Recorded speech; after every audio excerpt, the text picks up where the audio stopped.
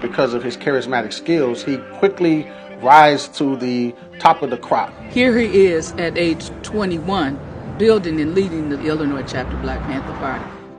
Soon after they met, and Jerry and Hampton became a couple. Anybody that has met him or heard him speak, they say he wasn't bullshit. He was for real. You got to understand that people have to pay the price for peace. If you dare to struggle, you dare to win. If you dare not to struggle, then goddamn it, you don't deserve to win. Let me say peace to you if you're willing to fight for it. Chicago in particular was a place where the party's ideals especially resonated. It was then the second largest American city, and due to decades of discriminatory policies, also one of the most segregated. Chicago's mayor at the time, Richard J. Daley, opposed neighborhood integration. And in the 1950s, the city had begun to redevelop certain neighborhoods, pushing low-income residents out and into densely packed, high-rise public housing in already overcrowded neighborhoods. Black people were pushed primarily to the south and west side of Chicago. A large Puerto Rican population was here in Lincoln Park, and poor white people were concentrated here in Uptown.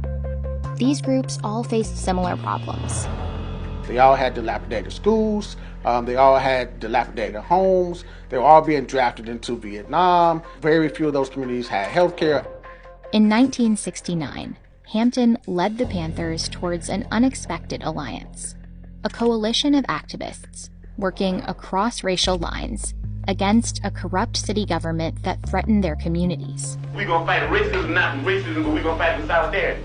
What they had in common was their poverty. So they was building a revolution based on class solidarity that transcends race, that they all had the same hell to pay. Hampton named the group the Rainbow Coalition.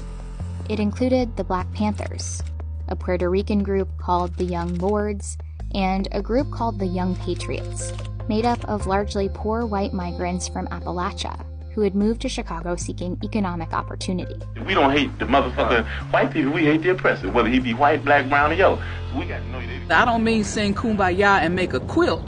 I'm talking about bringing them together on common things they could unite on. Not everything, but who could say that children do not deserve to have a healthy meal? If we work with anybody and form coalition with anybody that has revolution on their mind. We're not a racist organization because we understand that racism is an excuse used for capitalism. Hampton and other Panthers helped the Young Lords and Young Patriots launch their own social programs. They organized protests together,